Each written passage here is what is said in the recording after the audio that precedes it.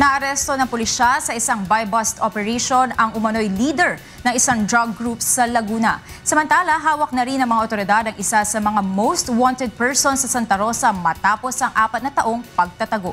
Ito ang balita ni Sherwin Culubong. Nakakulong ngayon sa istasyon ng pulis ang di umano'y leader ng isang drug group na nag-ooperate sa Santa Rosa, Laguna. Naaresto ang suspect na si Jesus Almayan sa isang drug buy-bust operation ng PNP kahapon. Nakuha sa kanya ang 2 gramo ng hinihinalang shabu na ibebenta sana sa isang pulis na nagpanggap na buyer. Ayon kay Police Superintendent Reynaldo Maclang, ang hepe ng Santa Rosa PNP, si Almayan ang itinuturong supplier ng shabu ng mga nahuhuli nilang gumagamit at nagbebenta ng illegal na droga sa syudad at mga karatig lugar.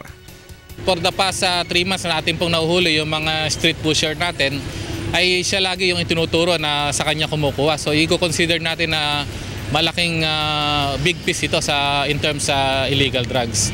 Naniniwala ang pulisya na hihina ang operasyon ng grupo ngayong nahuli na ang kanilang leader.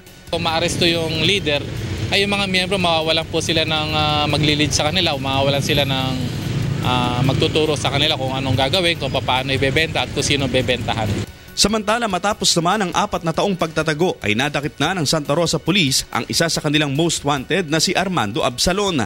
Wanted sa kasong frustrated murder si Absalon at sinasabing nagtago sa Antipolo City, ngunit kahapon ay umuwi ito sa kanilang bahay sa Barangay Dita sa Santa Rosa. Siguro po inaasahan niya sa 4 na taong pagtatago niya sa Antipolo, hindi na po siya paghahanapin ng ating pong kapulisan natin at ng hustisya.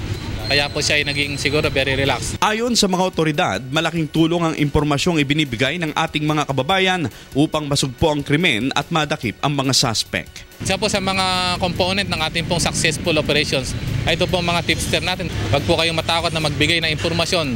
Mula rito sa Laguna, Sherwin Culubong, UNTV News Worldwide.